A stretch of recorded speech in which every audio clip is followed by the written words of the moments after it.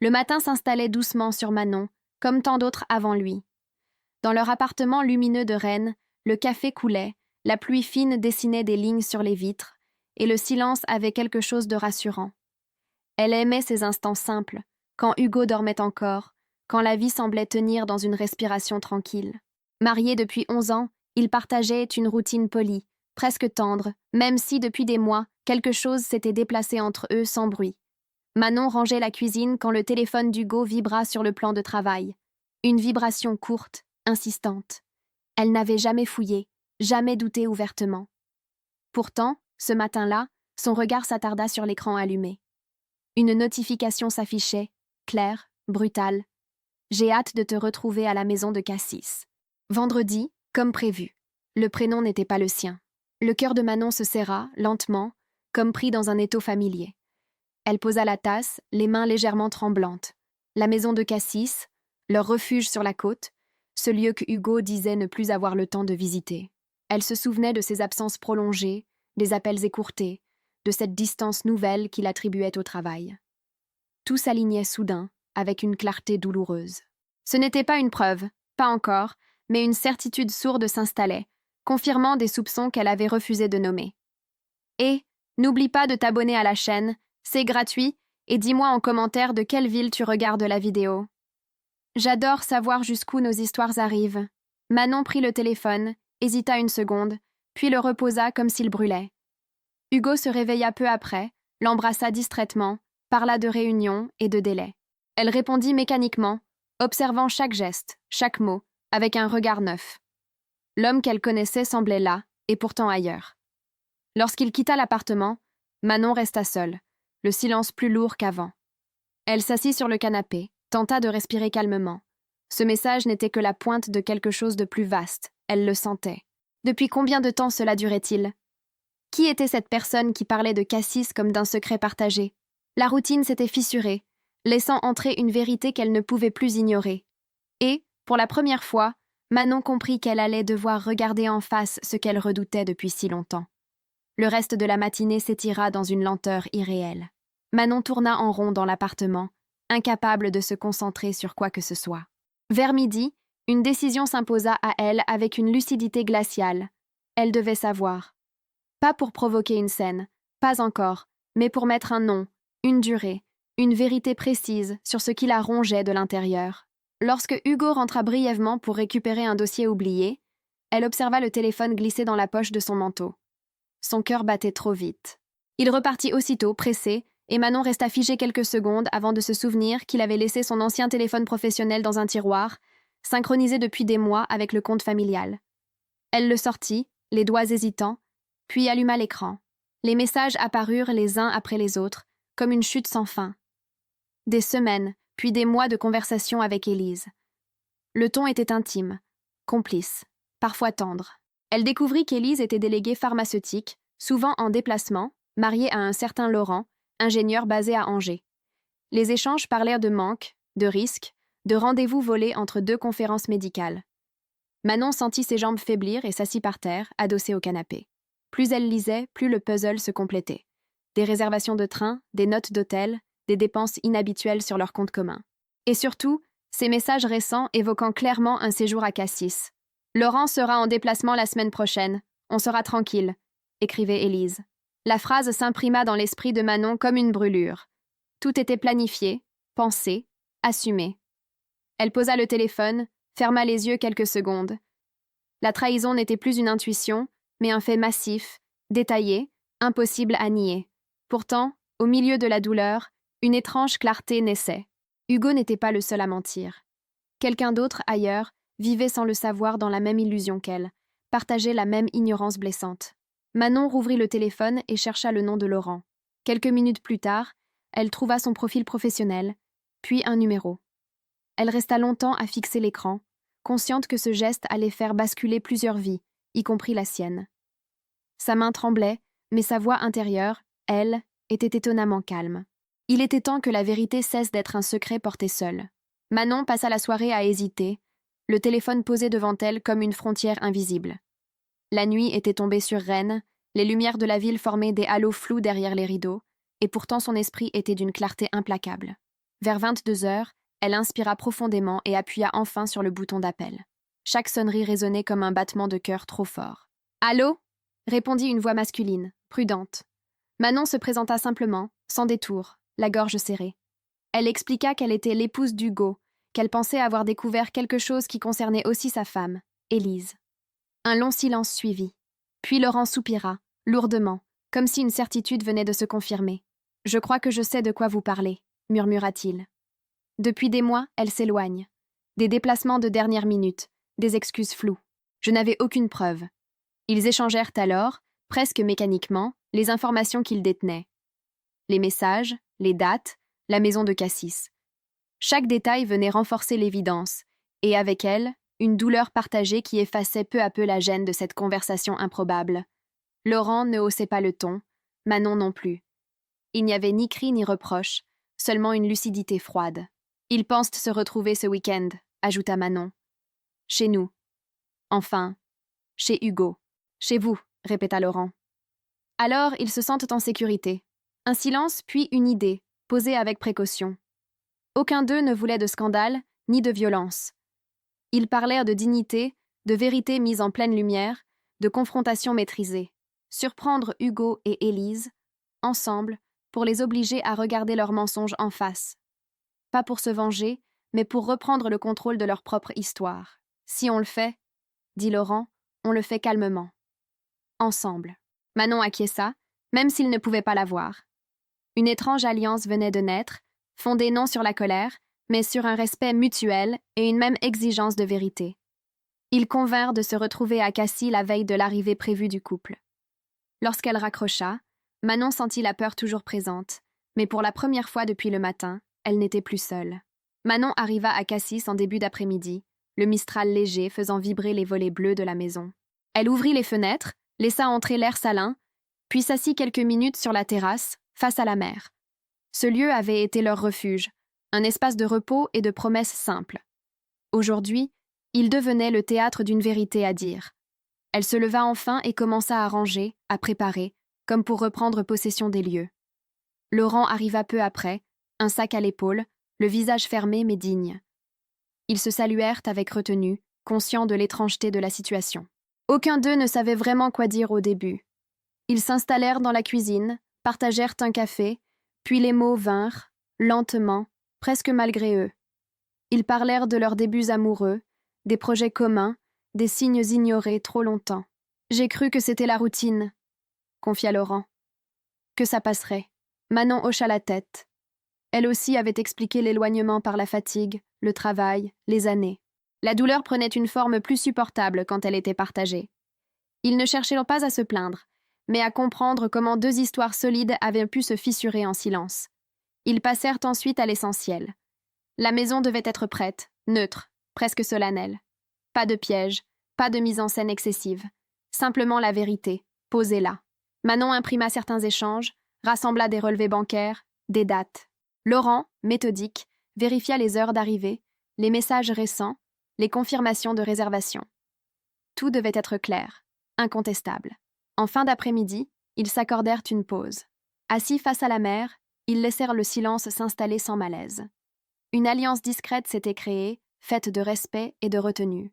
Ils n'étaient ni complices de vengeance ni simples victimes, mais deux adultes décidés à préserver leur dignité. « Quoi qu'il arrive demain, » dit Laurent, « on reste calme. »« Oui, » répondit Manon. « On ne leur doit ni cris, ni chaos. Quand la nuit tomba sur Cassis, la maison était prête, et eux aussi, autant qu'on pouvait l'être. La peur demeurait, tapie dans l'ombre, mais elle n'était plus paralysante. Ensemble, ils avaient transformé leur douleur en une stratégie claire, fondée sur la vérité et le respect d'eux-mêmes. Le lendemain, la fin d'après-midi avançait lentement, baignée d'une lumière dorée. Manon relisait une dernière fois les documents posés sur la table du salon, tandis que Laurent vérifiait distraitement son téléphone. Il pensait avoir encore quelques heures devant eux. Hugo et Élise n'étaient pas attendus avant la soirée. Cette certitude leur donnait un faux sentiment de contrôle. Soudain, le bruit d'une voiture se fit entendre sur le gravier, puis des portières qui claquent. Manon releva brusquement la tête, le cœur s'emballant. « Ce n'est pas possible », murmura-t-elle. Laurent s'approcha de la fenêtre. Il pâlit légèrement. « C'est eux. Il n'y eut pas le temps de discuter, ni de se préparer davantage. La clé tourna dans la serrure, familière, presque insolente. Hugo entra le premier, détendu, un sac à la main, suivi d'Élise, lunettes de soleil encore sur le nez, sourire léger aux lèvres. Ils riaient, absorbés l'un par l'autre, jusqu'à ce qu'ils lèvent les yeux vers le salon. Le choc fut immédiat. Hugo s'immobilisa, le visage vidé de toute couleur. Élise s'arrêta net, la bouche entr'ouverte, incapable de comprendre ce qu'elle voyait. Manon se tenait droite près de la table. Laurent était à ses côtés, calme, les bras croisés. Le silence qui s'abattit sur la pièce était brutal, presque assourdissant. « Manon, qu'est-ce que tu fais ici ?» balbutia Hugo. « Chez moi », répondit-elle simplement. Élise retira lentement ses lunettes, ses mains tremblaient. « Laurent, pourquoi tu es là ?» Personne ne cria, personne ne pleura.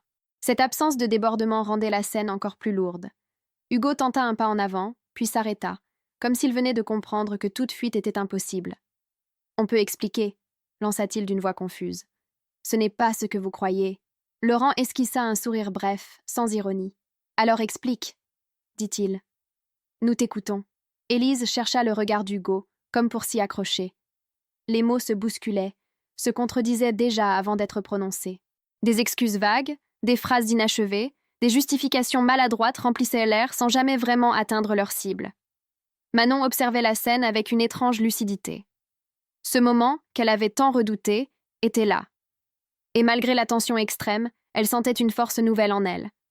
Les masques venaient de tomber, et il n'y avait plus de retour possible. La vérité, désormais, occupait toute la pièce. Manon avança d'un pas et posa calmement une chemise cartonnée sur la table basse. Le bruit sec du carton contre le bois fit sursauter Hugo.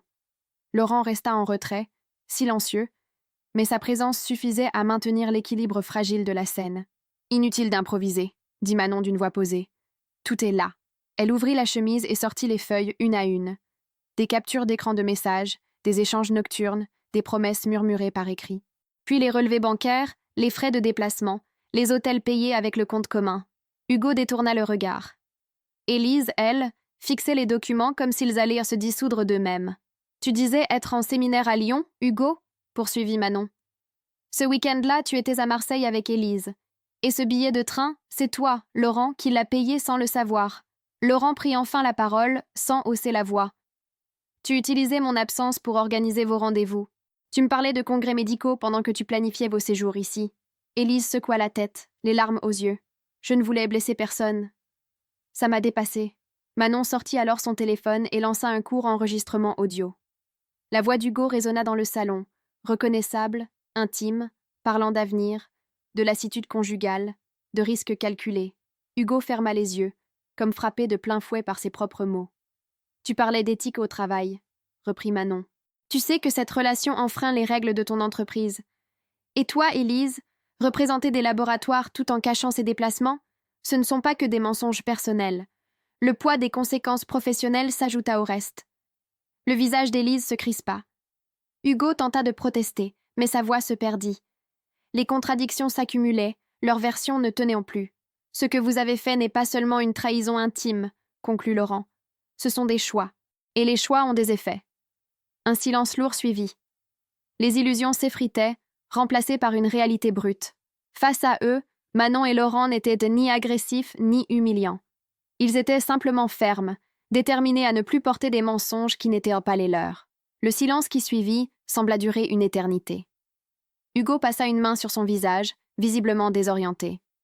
Élise, elle, s'était assise sur le bord du canapé, les épaules affaissées. Ce qui, quelques heures plus tôt, leur paraissait une parenthèse passionnée venait de perdre toute sa lumière. « On s'aimait », murmura Hugo, plus pour se convaincre que pour convaincre les autres. Laurent releva lentement la tête. « Non, vous idéalisiez une fuite. Ce n'est pas la même chose. » Ces mots frappèrent juste. Élise leva les yeux, hésitante. « Avec toi, Hugo, tout semblait simple. Pas de responsabilité, pas de routine, juste des moments volés. »« Volés » répéta Manon doucement. « Exactement. Peu à peu, d'autres vérités émergèrent, plus intimes, plus inconfortables. » Hugo avoua sa peur de vieillir, son sentiment d'effacement dans son travail. Élise parla de solitude, de l'angoisse de ne plus être regardée. Mais chaque confidence révélait aussi l'absence de confiance réelle entre eux. Ils ne connaissaient que des fragments l'un de l'autre, soigneusement choisis. Laurent se leva et fit quelques pas dans la pièce. « Tu m'as parlé d'avenir, Élise. D'enfant, peut-être. Mais tu ne savais même pas si Hugo aurait eu le courage d'assumer ça au grand jour. » Hugo ne répondit pas. Son silence confirmait tout. L'idéalisation du lien se fissurait, laissant apparaître ses fondations fragiles.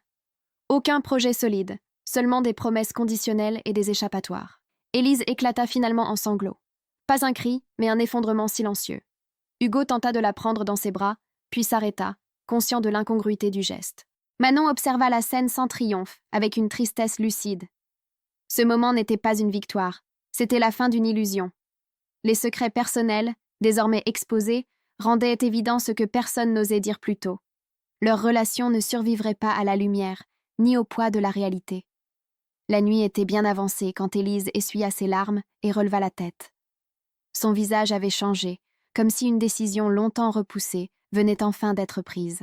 Elle regarda successivement Hugo, puis Laurent, s'attardant sur ce dernier avec une gravité nouvelle. « Il y a quelque chose que je n'ai pas dit », commença-t-elle d'une voix tremblante. « Je ne savais pas comment... » Ni quand. Laurent fronça les sourcils, inquiet malgré lui. « Quoi encore, Élise ?» Elle inspira profondément, posa une main sur son ventre presque imperceptible sous sa robe légère. « Je suis enceinte. » Le mot resta suspendu dans l'air. Hugo se redressa brusquement, les yeux écarquillés, comme frappé par un coup invisible. Manon sentit son propre souffle se bloquer, tandis que Laurent pâlissait. « Enceinte ?» répéta Hugo. « Mais... c'est... » « Ce n'est pas de toi, » le coupa Élise, avec une fermeté inattendue. « C'est de Laurent. » Un silence encore plus dense s'abattit sur le salon. Laurent dut s'asseoir, les jambes soudain trop faibles pour le porter. Ses pensées se bousculaient, entre choc, peur et une émotion plus douce, impossible à nommer sur l'instant. « Pourquoi tu ne m'as rien dit ?» murmura-t-il. « Parce que j'étais perdue ?» répondit-elle. « Parce que cette histoire avec Hugo m'a donné l'illusion de pouvoir fuir. Mais la vérité est là, et je ne peux plus la nier. » Hugo se leva, agité, faisant quelques pas nerveux. « Alors tout ça, tout ce qu'on a vécu, c'était une parenthèse, Hugo, » dit Élise sans agressivité. « Une erreur. Ce bébé m'oblige à regarder qui je suis vraiment et ce que je veux sauver. » Elle se tourna vers Laurent, les yeux brillants mais déterminés. « Je veux divorcer proprement, repartir sur des bases honnêtes. Si tu acceptes encore d'essayer, pour nous, pour cet enfant. » Manon observa la scène avec une distance nouvelle. Cette révélation changeait tout, redistribuait les rôles, brisait définitivement ce qui restait de l'histoire clandestine. Hugo comprit, à cet instant précis, qu'il n'était plus qu'un détour dans la vie d'Élise, pas un avenir. Le choc émotionnel était immense, mais paradoxalement, une forme de clarté s'installait. Les masques tombaient, les uns après les autres, et avec eux, les mensonges qui avaient nourri la trahison. Rien ne serait simple désormais, mais au moins, la vérité avait cessé de se cacher. La pièce resta figée quelques secondes après l'effondrement silencieux d'Élise. Puis elle se redressa lentement, comme portée par une résolution nouvelle. Ses traits, encore humides de larmes, s'étaient durcis, non par colère, mais par nécessité. Elle inspira profondément, posa ses deux pieds bien à plat sur le sol et leva les yeux vers Laurent. « Il faut que je dise quelque chose, » déclara-t-elle. « Maintenant, plus tard serait encore un mensonge. » Laurent sentit une tension sourde lui nouer l'estomac. Hugo, adossé au mur, croisa les bras, nerveux. Manon resta immobile, attentive, comme si elle pressentait que ce qui allait suivre dépasserait tout le reste. « Je veux divorcer, » dit Élise, d'une voix étonnamment calme. « Pas dans la guerre, pas dans la fuite, mais honnêtement. » Hugo eut un rire bref, incrédule. « Tu parles de divorcer, maintenant ?» Élise hocha la tête, puis posa instinctivement une main sur son ventre. « Je suis enceinte. » Le mot tomba, lourd, définitif. Hugo se figea, le regard brillant d'un espoir absurde qui se forma puis s'éteignit aussitôt. « C'est de moi ?» demanda-t-il, la voix cassée. « Non, » répondit Élise sans hésiter. « C'est de Laurent. » Le choc fut violent. Laurent dut s'asseoir, submergé par une vague d'émotions contradictoires. La peur d'abord, puis une responsabilité immense. Et, derrière tout cela, une étincelle fragile, presque coupable, de joie. « Pourquoi tu ne m'as rien dit ?» souffla-t-il. « Parce que j'étais perdue, » avoua Élise. Cette relation avec Hugo m'a donné l'illusion que je pouvais tout remettre à zéro sans affronter la réalité. Mais ce bébé, il m'oblige à être vrai. Hugo détourna le regard, soudain très petit dans cette pièce qui lui semblait trop étroite. Alors je n'étais qu'une échappatoire. Oui, répondit-elle doucement. Et ça n'aurait jamais dû aller aussi loin. Manon sentit une pression se relâcher en elle. Cette révélation, aussi bouleversante soit-elle, mettait fin à toute ambiguïté. Les cartes étaient enfin sur la table. La trahison prenait une forme claire, mais aussi ses limites. Chacun se retrouvait face à ses choix, sans possibilité de se cacher derrière des promesses floues. La dynamique venait de basculer définitivement. Rien ne serait réparé facilement, mais quelque chose, enfin, cessait de faire semblant. La vérité, dans toute sa complexité, venait d'ouvrir un chemin inattendu vers l'inévitable. Le jour commençait à poindre quand Manon se leva enfin. Elle avait peu parlé depuis la révélation d'Élise, observant les autres se débattre avec leurs émotions. À présent, une détermination calme guidait chacun de ses gestes. Elle rassembla les documents, les rangea méthodiquement dans son sac, comme on clôt un chapitre sans retour. « Je vais partir », annonça-t-elle simplement. « Cette maison n'est plus un lieu de discussion. » Hugo la regarda, affolé. « Attends, Manon, on peut encore parler. Réparer quelque chose. » Elle secoua la tête, sans colère. « Ce qui est brisé ne se répare pas toujours. Mais ça ne veut pas dire que je vais me perdre avec toi. » Elle expliqua alors, avec une précision presque administrative, qu'elle avait déjà contacté un avocat. Les preuves réunies suffisaient pour engager un divorce pour faute. Les comptes seraient protégés, les biens partagés selon la loi. Hugo écoutait, désemparé, réalisant trop tard l'ampleur des conséquences. Laurent se leva à son tour. « Je vais accompagner Élise chez elle, » dit-il. « On a beaucoup à décider. Surtout maintenant. » Un bref regard passa entre lui et Manon. Un respect sincère, presque fraternel. Ils n'avaient pas gagné, mais ils avaient tenu debout. « Merci, » murmura Laurent. « Pour ta dignité. » Manon esquissa un léger sourire. « Toi aussi. » Elle quitta la maison de Cassis sans se retourner. Sur la route, la mer brillait sous les premières lueurs du matin. Elle se sentait vidée, mais étrangement légère. Pour la première fois depuis longtemps, ses choix lui appartenaient entièrement. Dans les semaines qui suivirent, elle avança pas à pas. Elle protégea ce qui devait l'être, refusa les discussions inutiles, imposa des limites claires. Hugo tenta de revenir, de s'expliquer, mais elle resta ferme. Leur histoire avait trouvé sa fin. Manon et Laurent échangèrent encore quelques messages, puis un café, plus tard. Rien de trouble, rien d'ambigu. Juste deux adultes qui avaient traversé la même tempête et se reconnaissaient comme des alliés de circonstance, désormais libres de continuer chacun leur chemin. Le temps s'étira encore quelques minutes dans un silence presque respectueux. Manon prit son sac, vérifia qu'elle n'avait rien oublié, puis jeta un dernier regard à la pièce. Ce lieu chargé de souvenirs venait de perdre toute emprise sur elle. Elle n'éprouvait ni haine ni regret, seulement une certitude calme. « Je pars maintenant », dit-elle en se tournant vers Hugo. « Les démarches sont lancées, mon avocat te contactera. »« Manon », balbutia-t-il, « je n'ai jamais voulu te perdre. »« Pourtant, c'est exactement ce que tu as fait, » répondit-elle sans dureté. Elle expliqua brièvement avoir sécurisé ses comptes, préparé le dossier de divorce pour adultère et mis en place des limites claires. Il n'y aurait ni marchandage émotionnel, ni retour en arrière. Hugo baissa la tête, comprenant que cette fois, aucune excuse ne suffirait. Laurent se rapprocha d'Élise. Son visage était encore marqué par le choc, mais quelque chose de nouveau s'y lisait. Une responsabilité assumée. « On va rentrer, » dit-il. « On doit parler. Vraiment parler. » Élise hocha la tête, consciente que rien ne serait simple, mais que la fuite n'était plus une option. Avant de partir, Laurent se tourna vers Manon. « Merci, pour la manière dont tu as géré tout ça. On a fait ce qu'il fallait, » répondit-elle. « Chacun à sa place. » Manon quitta la maison de Cassis alors que le soleil se levait sur la mer. La route longeait l'eau scintillante, et chaque kilomètre semblait alléger un peu plus sa poitrine. Elle ne savait pas encore à quoi ressemblerait son avenir, mais elle savait une chose essentielle. Elle se respectait. Les jours suivants furent de concret, presque apaisants. Elle avança avec méthode, sans se justifier. Hugo tenta de reprendre contact, mais elle resta ferme. Ce chapitre était clos. Manon et Laurent échangèrent encore quelques messages, puis un café, des semaines plus tard. Rien de sentimental, seulement une amitié née d'une épreuve partagée. Chacun poursuivait sa route, libre, conscient que parfois, perdre une histoire permet enfin de se retrouver soi-même. Les mois passèrent. apportant avec eux une forme de paix que Manon n'aurait pas imaginé possible au cœur de la tempête. Le divorce fut prononcé sans éclat, appuyé par des faits clairs et une détermination constante. Manon quitta Rennes pour Nantes, plus proche de l'océan, dans un appartement baigné de lumière. Elle reprit des habitudes simples, courir le matin le long de l'Erdre, lire le soir, réapprendre à écouter ses propres envies. La blessure n'avait pas disparu, mais elle ne gouvernait plus sa vie. Hugo, lui, paya le prix de ses choix. L'enquête interne menée par son entreprise mit en lumière des manquements éthiques liés à ses déplacements et à sa relation cachée. La promotion qu'il attendait depuis des années lui échappa. Il changea de service, puis d'entreprise, portant désormais le poids visible de ses erreurs. Il tenta encore d'écrire à Manon, mais elle ne répondit plus. Le passé n'appelait plus de dialogue. À Angers, Laurent et Élise entamèrent un chemin difficile, sans illusion. La confiance ne revint pas par magie. Elle se reconstruisit lentement, au rythme des conversations honnêtes, parfois inconfortables.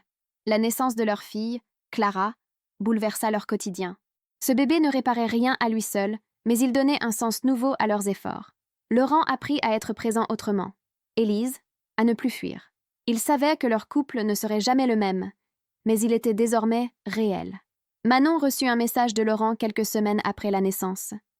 Une photo de la petite main de Clara et quelques mots simples « Merci ». Sans cette vérité, rien de tout ça n'aurait été possible. Manon sourit. Elle ne ressentait ni jalousie ni regret, seulement la satisfaction tranquille d'avoir choisi la dignité. Un soir d'été, assise sur son balcon à Nantes, Manon leva les yeux vers le ciel rosé. Elle pensa à la femme qu'elle avait été, à celle qu'elle devenait. La vérité avait été brutale, oui, mais elle avait ouvert une porte, celle de l'autonomie, du respect de soi et d'une paix profonde. Elle comprit alors que certaines fins, aussi douloureuses soient-elles, sont en réalité des commencements déguisés. Tu n'es pas encore abonné à la chaîne?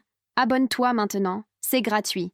N'oublie pas de liker la vidéo pour aider YouTube à te proposer plus d'histoires comme celle-ci. Partage-la avec un ami et dis-moi en commentaire ce que tu as pensé de cette histoire émouvante. Un gros bisou et à très bientôt.